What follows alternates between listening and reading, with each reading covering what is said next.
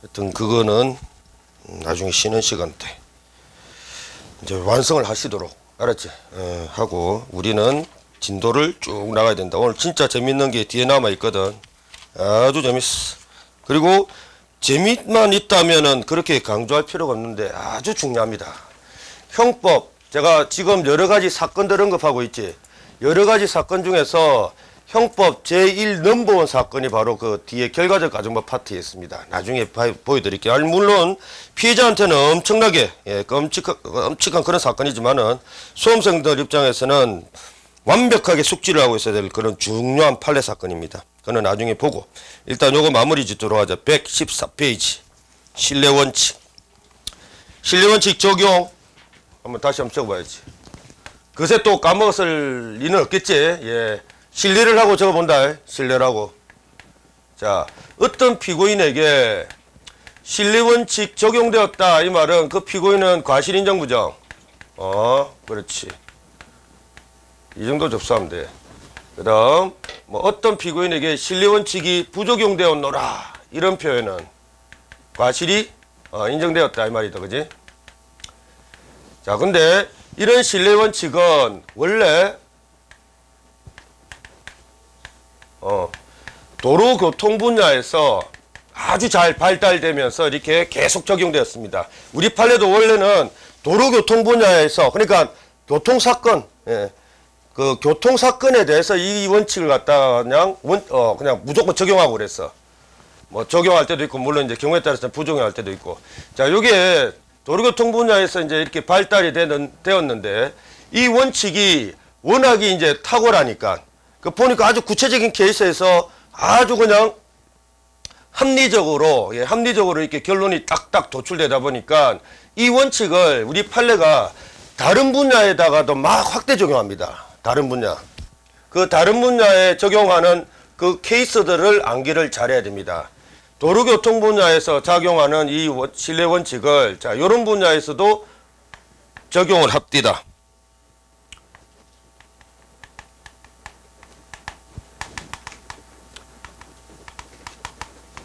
자, 우리 판례야. 내과의사 신경과의사 사건이 있습니다. 잘 봐라. 이 케이스를 내가 말을 해줄 테니까 요 케이스를 여러분들은 듣고 요게 신뢰원칙 적용 과실부정 케이스인지 신뢰원칙 부적용 과실인정 케이스인지 그것만 판단하면 돼. 자, 한번 보자. 내과의사 신경과의사가 있었는데 이제 갑이 내과의사 그 다음에 신경과의사는 어립니다. 각각 전문의들이야. 자, 근데 A라는 환자가 어느 날 요 내과의사 갑한테 몸이 안 좋다라고 하면서 진료를 받으러 와요. 그래 이제 이 내과의사 갑이 A 환자를 갖다가 다 이렇게 진료를 한번 해봅니다. 진료를 해보는데 두 가지가 문제가 된다라고 이렇게 판단을 합니다. 즉 이 환자는 내과적으로도 문제되고 신경과적으로 문제된다라고 이렇게 판단합니다. 근데 내과의사니까 신경과에 대해서는 잘 안다 잘 모른다. 잘 모르잖아. 그래서 섣불리 손을 대면 환자가 죽을 수도 있겠다라고 생각한 거야. 그래서 신경과적으로 이상이 없다라는 어떤 확신이 들어야지 내과적으로 처방해야지 안 그러면은 죽을 수도 있겠다라고 판단한 거야. 그래서 자기가 아는 신경과의사 친구한테 이 환자를 갖다가 부탁을 합니다. 뭐라고 하면서 부탁하는가 하면 신경과의사 을한테 야 친구야 왜?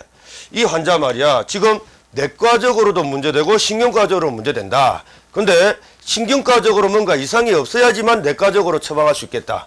친구야 나는 신경과에 대해서 잘 모르니까 네가 일단 이 환자를 신경과적으로 좀 진료를 좀 해줘. 그리고 그 결과를 내한테 통보 좀 해줘. 이렇게 부탁을 한 거야. 그러니까 이제 신경과에서 그래 나한테 보내라. 내가 얘 신경과적으로 진료를 하고 그 결과를 내가 통보해 줄게. 그래 이제 보냈단 말이야. 근데 신경과의사가 바보같이 오진을 합니다. 예, 신경과의사가 바보같이 오진해가지고 이 환자는 분명히 신경과적으로 이상이 있는 환자였어. 근데 자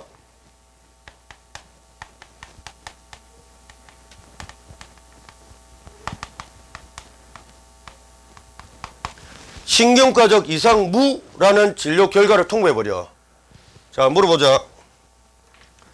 내과의사 갑으로서는 요 신경과적으로 이상 무라는 요 진료 결과 통보를 신뢰할 수밖에 없지. 그지? 모르니까 신뢰할 수밖에 없다고. 그래서 이 내과에서 갑은 신경과적인 이상무라는 요 진료 결과를 갖다가 신뢰를 합니다. 신뢰를 하고, 이제 마음껏 내과적으로 처방해도 되겠구나라고 생각하고, 내과적으로, 이 환자를 갖다가 진료를 하다가 환자가 사망을 합니다. 예. 알고 봤더니 환자는 사실 신경과적으로 뭔가 이상이 있었어. 예. 그래서 신경과적으로 이상이 있는 이런 환자한테 그런 내과적인 어떤 처방은 완전히 독약이 되었던 겁니다. 자, 이런 결과였는데, 결국 환자가 사망했거든? 물어보자. 신경과에서는 처벌, 불처벌. 얘는 처벌이야. 그래서 시험에도 안 나와, 얘는. 너무 당연해가지고. 어떤 놈이 시험에 나오는가? 요거 신뢰한 요 내과의사 갑이 시험에 나옵니다. 자, 물어보자. 느낌이 처벌이야, 불처벌이야?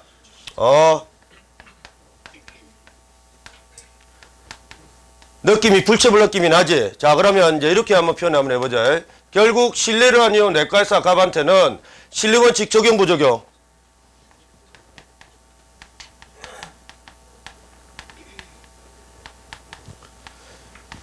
요렇게 신뢰라는 내과의사가 불처벌이라면서. 그러면 이 말은, 자, 우리 판례가 이 내과의사 갑한테는 신뢰원칙 적용해줬다 이 말입니다. 신뢰원칙 적용해줬다 이 말은 결국 과실 인정 부정. 과실 부정시켜줬다라는 말. 예. 그러니까 봐. 원래 이게 지금 도로교통 분야에서 발달된 원칙이지. 원칙인데, 이봐라. 이런 의료 분야에까지도 확대 적용한다니까. 이렇게 신뢰를 한 요 사람, 신뢰를 한 요 사람은 잘못 없다. 불처벌, 신뢰원칙 부적용, 과실부정. 이렇게 계속 결론 내립니다. 또 하나 더 볼까? 이제 또 다른 분야. 비슷한 분야구나. 이것도 의료 분야라고 할 수 있지. 정확하게 말하면 이제, 제약 분야라고 할 수 있는데, 여러 사건도 있어. 약사 제약회사 사건. 전부 다 우리나라 판례들입니다. 자, 이 경우는 어떤 경우냐면, 이제 이 약사라는 병이 있고, 제약회사, 이제 정제약회사가 있습니다. 자, B라는 환자가 위장이 안 좋아. 위장이 안 좋아서 요 병이라는 약사한테 위장약사로 이제 옵니다. 위장약사로 왔는데, 약사는 당연히 제약회사의 그 포장지 표시를 신뢰할 수밖에 없지. 즉, 위장약이라고 적혀져 있는 포장지 표시를 신뢰할 수밖에 없잖아. 얘가 일일이 그 약을 갖다가 꺼내가지고 시험 검사를 할 수 있나 없나? 그거는 말도 안 되죠. 약사는 당연히 제약회사에서 약사한테 그 약을 팔 때 당연히 그 포장지에 있는 표시를 갖다가 신뢰할 수밖에 없잖아. 그 표시대로 당연히 환자한테 팔 수밖에 없지. 그지? 자, 이제 그런 상황입니다. 분명히 환자가 위장이 안 좋아서 위장약 좀 주세요라고 이렇게 병약사한테 이렇게 갔는데, 당연히 약사는 정제약회사에서 만든 위장약이라고 표시된 그 약을 갖다 얘한테 팔아버려요. 근데 알고 봤더니 사실 그 포장지 안에 있는 약은요, 독약이었습니다. 독약. 이런 미친.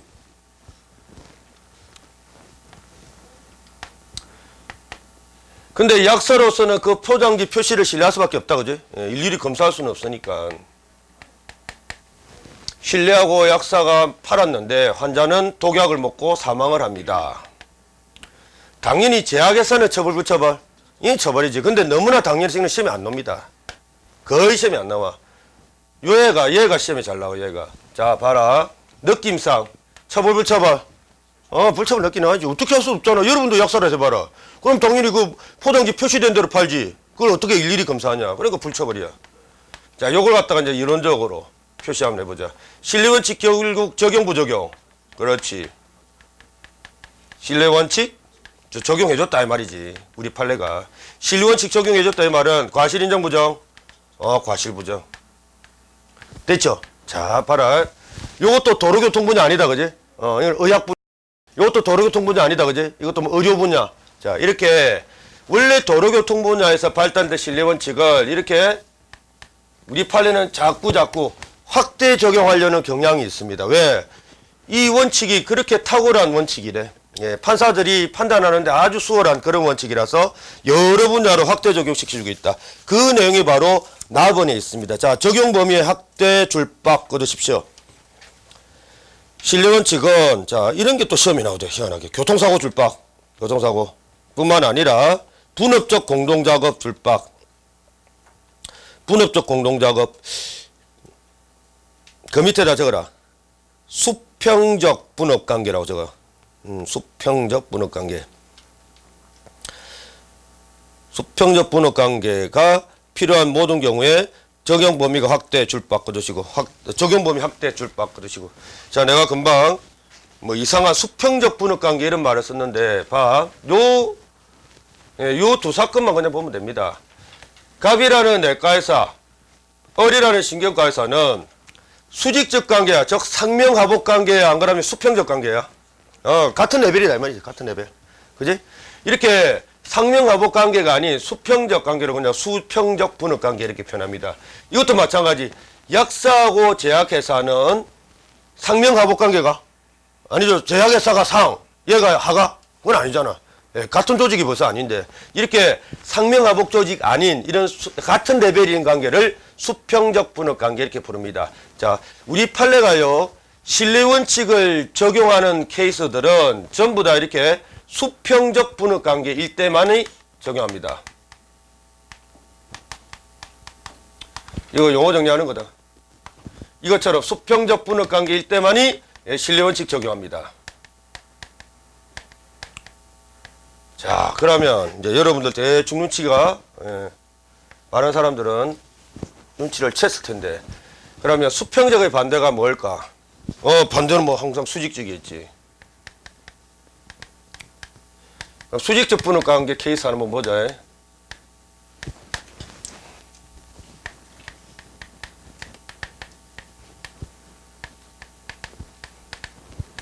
의사 간호사 사건. 이런 사건들은 너무너무 많습니다. 자, 이제 이런 경우 갑이라는 의사가 있고 을이라는 이제 간호사가 있습니다. 자, 간호사가 있는데 이제 어떤 환자가 찾아와. A라는 환자가. 근데 이때 이제 이 의사는 저게 뭐 골프 치러 다닌다고 지금 바빠. 예, 바빠서 이 환자 진료를 갖다가 능력이 탁월한 을 간호사, 뭐 얘도 베테랑입니다. 한 30년 정도 된 베테랑 간호사야. 이 30년 정도 된 베테랑 간호사한테 환자 진료를 맡겨. 이 미친놈이죠. 예. 근데 뭐냐 이제 베테랑이다 보니까 이제 환자 진료를 오히려 의사 뺨치게 잘합니다. 예, 아주 정확하게 딱딱딱 진단을 합니다. 그리고 얘는 처방전에다가 사인만 해줘. 자, 근데 이제 한 번 실수가 큰일 나죠. 이제 한 번 실수가. 자, 간호사가 이렇게 진단을 하는데 막 그냥 여기서 과실을 갖다가 이렇게 발생시킨 거야. 즉 간호사가 환자 진료를 하는데 잘못 오진을 합니다. 오진을 해가지고 환자가 그대로 사망을 해버려. 자, 그러면 간호사는 처벌 불처벌? 간호사는 당연히 처벌입니다. 근데 시험에는 이거 안 나와. 너무 당연하니까. 누가 나온다고? 의사가 나옵니다. 의사가. 자, 이렇게 간호사의 진료를 갖다가 신뢰를 한 의사. 신뢰를 했으니까 처방전에 자기 사인을 해줬겠지. 예. 신뢰를 한 의사. 자, 보자. 느낌상. 이 의사는 처벌이야, 불처벌이야? 그렇지. 처벌 느낌이 나지. 자, 그러면 좀 다르게 표현하자. 처벌 느낌이 난다라는 거 신뢰원칙 적용, 부적용? 부적용.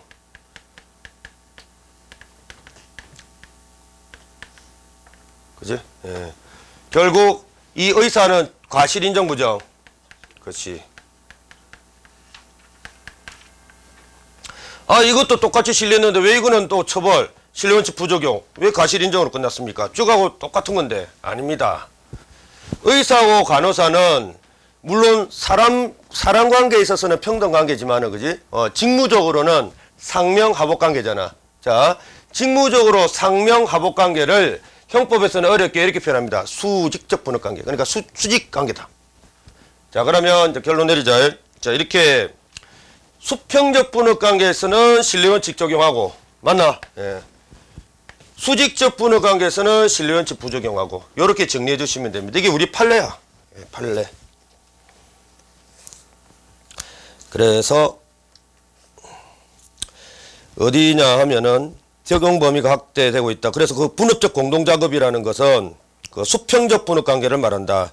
그리고 그 밑에 다만 그 밑에 있는 서술 내용 한번 보도록 합니다. 그 두 번째 줄 의사와 보조자 밑에다가 간호사, 뭐 주로 간호사가 문제되니까 간호사 적어놓으면 되고 간호사의 관계와 같이 자 줄박 거두시죠. 지휘 감독 관계 줄박 그 밑에다가 전문용어로 수직적 분업 관계.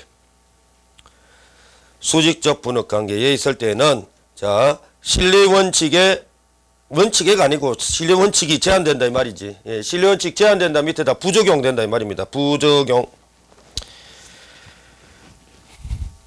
그 다음 이제 적용한 게 자 이렇게 수평적 분업 관계에서는 신뢰 원칙이 적용된다.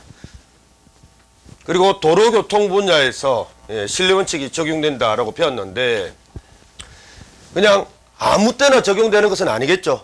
신뢰 원칙이 아무 때나 적용되면 누가 교통규칙을 준수하겠냐. 자 신뢰 원칙 적용된 때는 반드시 그 요건이 있습니다. 적용된다 이 말은 과실부정되죠. 그 요건이 있어. 그 요건을 갖다가 지금 배울 거야. 근데 뭐 간단합니다. 운전면허 필기시험 문제다 진짜. 적용 요건. 그 요건이라고 안 하고 작용 한계라고 돼 있는데 요 반대로 생각하면 될 거야. 자 일단 첫 번째 조건이 오히려 저 뒤에 있습니다. 답은이에요. 답은. 현관표 딱 준비하십시다. 운전자 스스로의 교통규칙 위반에다가 현관펜. 그러면 신뢰원칙 적용 부적용? 부적용 되겠지. 반대로 생각하면 운전자 스스로 교통규칙 준수할 때만 신뢰원칙 적용하겠다라는 말이죠. 그지? 그래서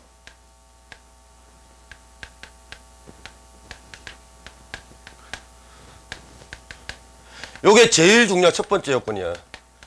그지? 규칙 준수해야지 뭐 신뢰원칙 적용을 해주지. 지가 위반했는데 신뢰원칙 적용해주겠냐? 말이 안 되지. 자, 요 답원을 갖다가 반대로 생각하면 요건이 되고, 답원처럼 생각하면 이제 적용 한계, 그러니까 부적용되는 요건이 돼버려. 그 다음 두 번째 아까 다 했던 판례들입니다. 가번 봐봐라. 이제 114페이지 가번 현관펜. 상대방의 규칙 위반을 자 임의 인식에다 현관펜. 임의에다가 동그라미 꽝. 아까 말했죠. 고속도로 무단 횡단자를 제동거리 밖에서 발견했다면 서서히 감속할 의무가 있지.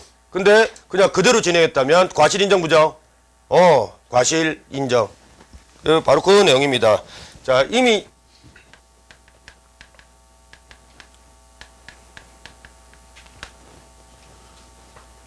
상대방 위반 이미 인식한 경우가 아닐 것. 이게 이제 적용 요건이지. 예. 이미 인식한 경우 아닐 것. 그러니까 이미 인식했다면 제동거리 밖에서 발견했다면 서야지 또는 감속운전해야지. 근데 그대로 발려 죽였다면은 그거는 신뢰원칙 적용이 안 된다라는 말입니다. 됐습니까? 그다음 세 번째가 바로 이제 느닷없이 같은 경우입니다. 상대방을 신뢰할 수 없는 경우는 적용이 안 돼. 자, 상대방 규칙 준수를 신뢰할 수 없는 에다가 현관펜. 하나만 기억하면 된다. 그 핵심 판례 1번. 어린아이라는 말 있지? 어린아이 현관펜. 느닷없이에다가 현관펜. 두 번째 줄 중간 느닷없이.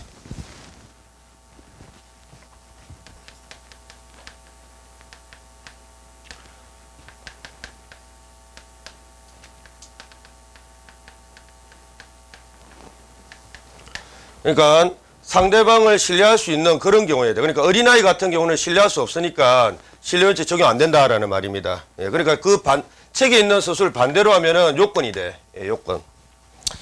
뭐 제한 이렇게 적용 한계 이렇게 알아둬도 되고 그냥 반대로 적용 요건 이렇게 알아둬도 상관이 없습니다. 문제는 그 해당되는 이제 판례들을 갖다가 이제 숙지하는 것. 이게 이제 문제지.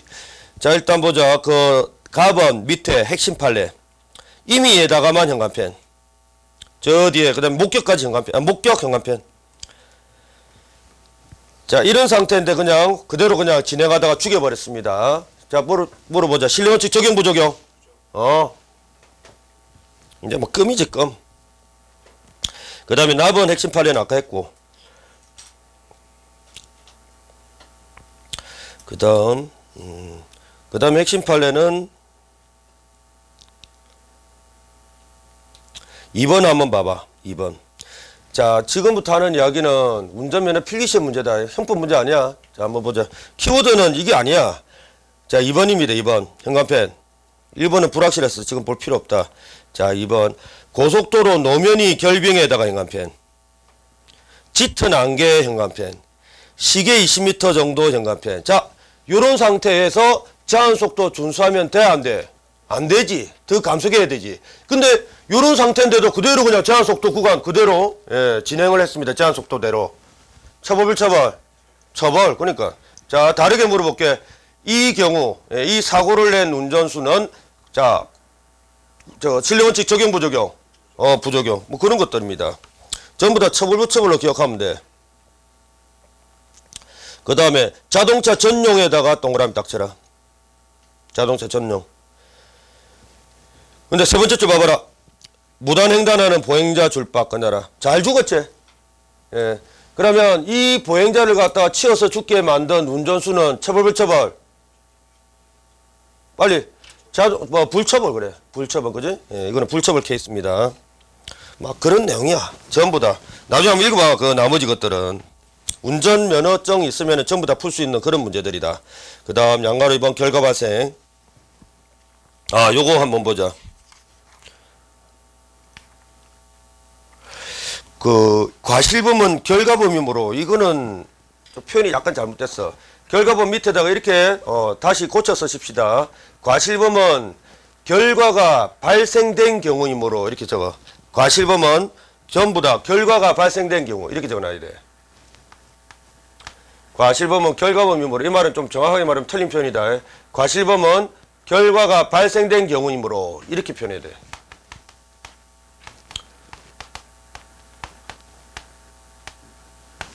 봐라. 요게 과실범 범죄 명의거든. 과실치사죄. 이 말은 사망 결과가 발생 불발생? 발생된 경우야. 치자가 들어가면 결과가 발생됐다라는 말이야. 그런 결과에 이르렀다 이런 뜻이거든 이게. 그 다음에 뭐 치상도 마찬가지. 과실치상죄. 상해라는 결과가 발생 불발생? 발생됐다 이 말입니다. 자, 대한민국 과실범은요 전부 다 이렇게 결과가 발생된 경우입니다. 결과가 발생 안 됐는데 어떻게 과실범이 되냐? 에이, 있을 수가 없다. 자, 그러면 이제 이론적인 질문 하나 던져볼게. 과실치사죄의 미수. 이런 개념이 형법에서 가능 불가능? 잘하네. 이런 게 어떻게 형법에서 가능하냐? 지금 결과 발생인데 미수라고? 결과 불발생이라고? 이런 말은 없다. 근데 웃기게도 이런 게 또 시험에 잘 나와. 아주 기초적인 개념이다라고 해가지고 시험 테스트를 많이 합니다. 사실 결과 발생인데 무슨 미수야? 말도 안 되지, 말도 안 돼. 자, 그것만 머릿속에 기억하십시다. 인과관계 및 객관적 기속은 안 볼 겁니다. 볼 필요 없어.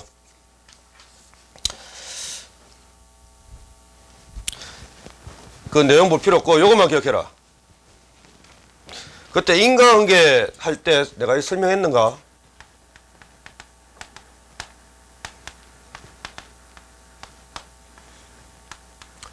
자, 원래 이런 과실범, 즉 과실치사죄가 성립하려면 경찰관으로서는 두 가지를 다 증명해야 됩니다.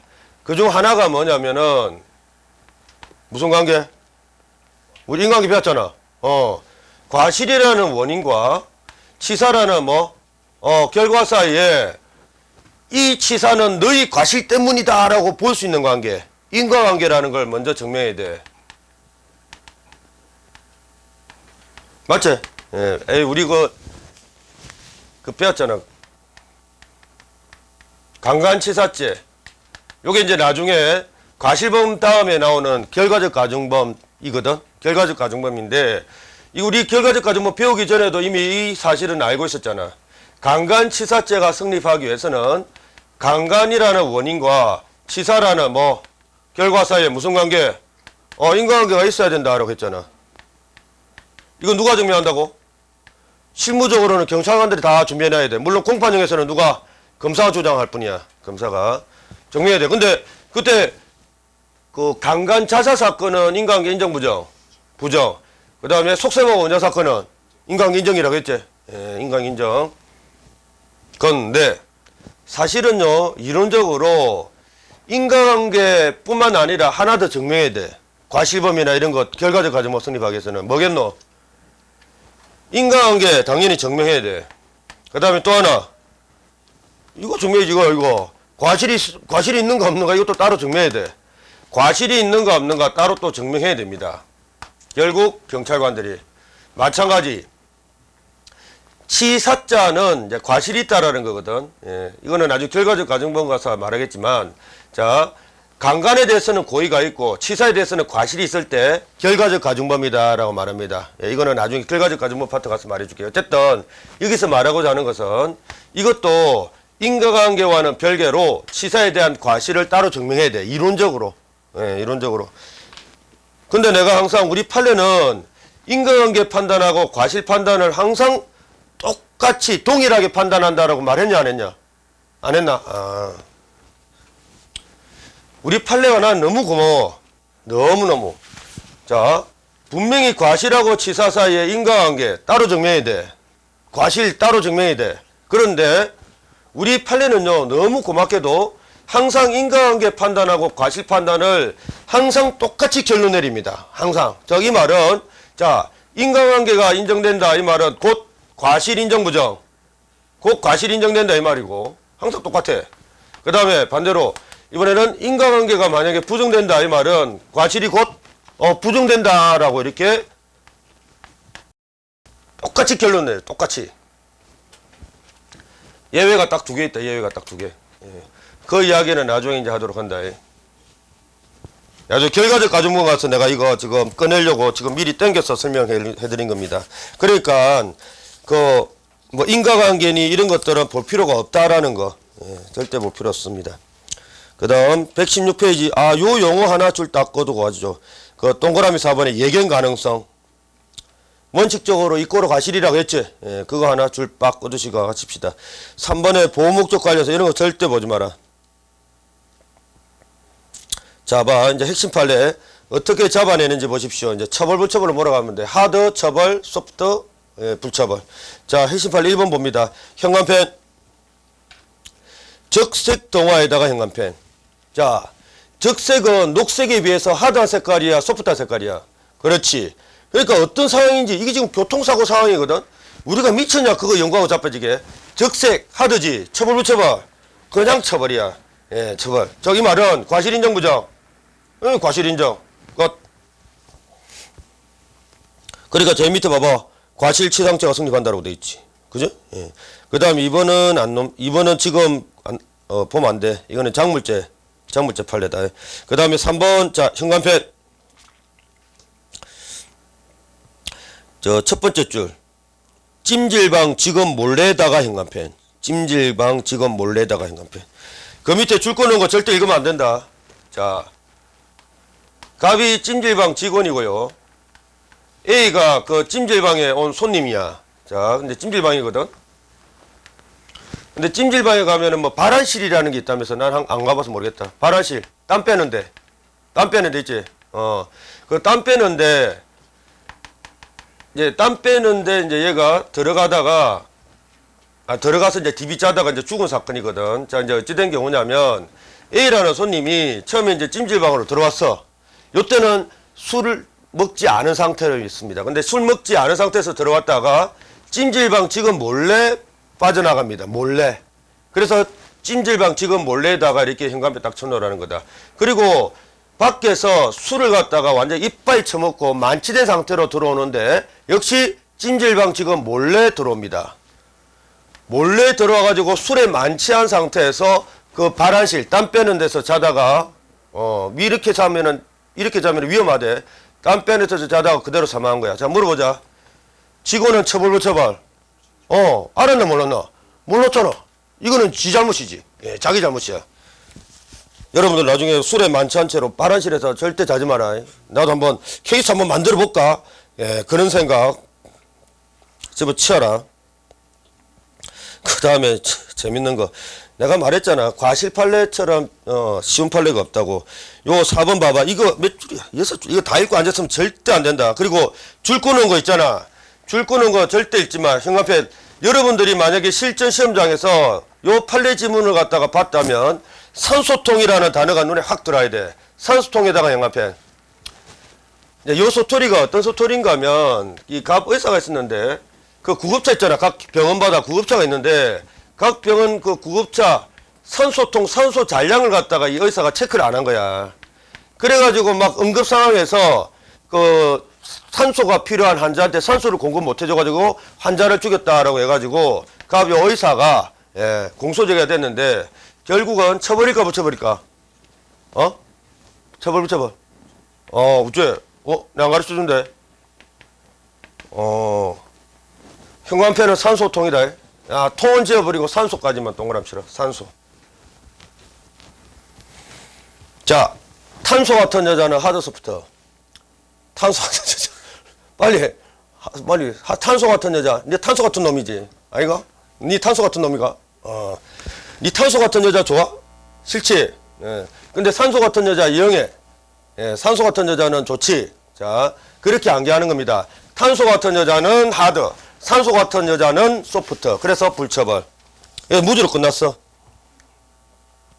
그 다음에 5번은 진짜 웃긴데 이거 키워드가 빠졌다. 키워드가. 이게 뭐냐면은 뭐 공사 현장에 박혀져 있던 그 강철빔 있잖아. 강철빔에 지나가는 행인이 이렇게 탁 부딪혀 가지고 상해를 입은 케이스입니다. 자, 근데 그 공사 관계자 있잖아. 공사 관계자는 불처벌 무죄로 끝났어. 근데 어디를 봐도 키워드는 안 보입니다. 오히려 그러니까 그 키워드와 반대인 하드한 표현 강철빔밖에 안 보여. 예, 강철빔을 체크하면 안 된다. 요따구로 시험 문제 되면은 그냥 변사체로 발견될 거예요. 사실 이게 어찌 된 경우냐면, 자, 이게 공사 현장에 강철빔이 이렇게 딱 꼽혀져 있었거든.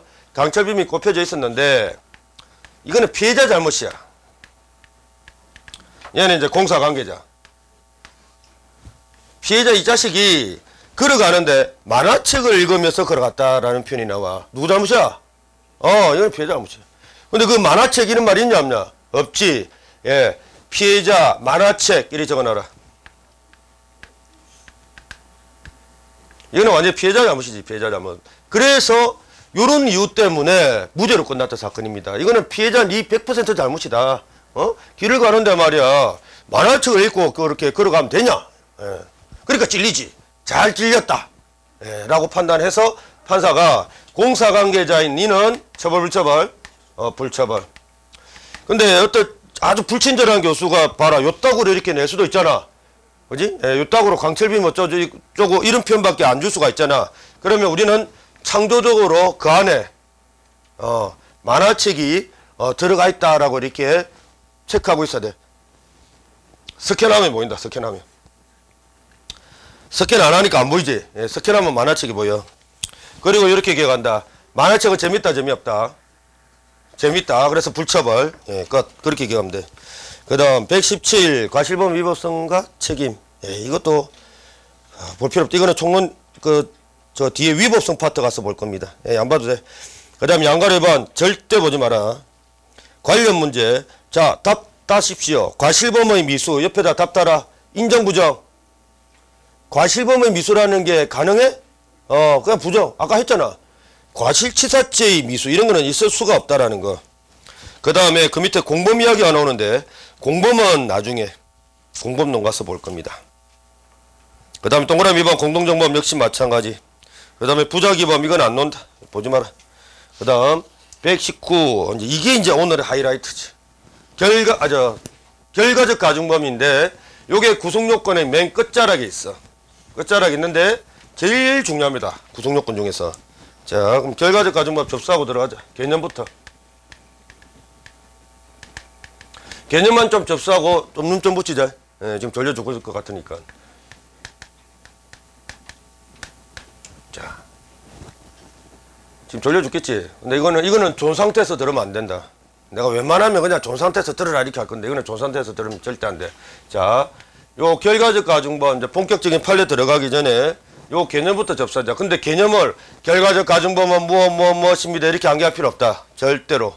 자, 이미 우리 다 배웠던 범죄 중에 하나 중 하나입니다. 다 배웠던 범죄. 우리 배웠잖아. 강간 치사죄, 속셈하고 원자 사건. 그다음 낙산 비치 호텔 사건 무슨 죄? 암기하라고 했을 텐데. 낙산 비치 호텔. 암기해라. 뭐 지금 당장 암기할 필요는 없지만 어차피 여러분들 암기해 놓고 있어야 돼. 상해치사죄. 그지? 그다음 안수기도 사건. 안수기도 일반적인 사건. 무슨 그렇지. 주지수 목사가 귀신 내쫓는다라고 하면서 때렸더니 죽어버렸다. 그지? 그 신자가. 그다음 여호와의 증인 모사건. 무슨 죄? 그렇지. 유기 치사죄. 다 봐라. 우리가 한 번씩 언급 들었던 범죄들이다. 그제? 근데 봐봐. 이 애들의 공통점을 찾아내야 돼.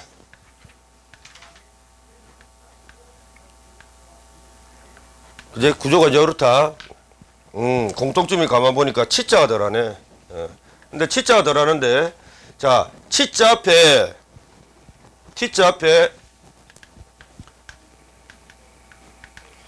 금방 우리가 배웠던 과실범처럼 과실이라는 표현이 있지 않고 치자 앞에 뭐라고 되어 있어? 전부 다 어떤 특정한 고의범죄들이 다 나열되어 있다. 그지? 강간, 상해 고의범이잖아. 그 다음에 폭행, 유기 다 고의범이잖아. 그지? 고의범이 이렇게 나열되어 있다.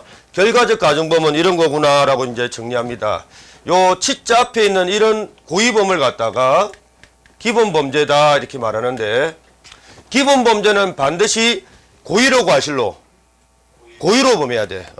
결과적 가중범 제일 첫 번째 개념 요소, 기본범죄는 반드시 고의로 범해야 된다. 그래서 고의에 의한 기본범죄 플러스 이제 요거 접수해야 되겠지. 자, 치자 뒤에 있는 요 결과를 갖다가 중앙 결과다라고 이렇게 표현합니다.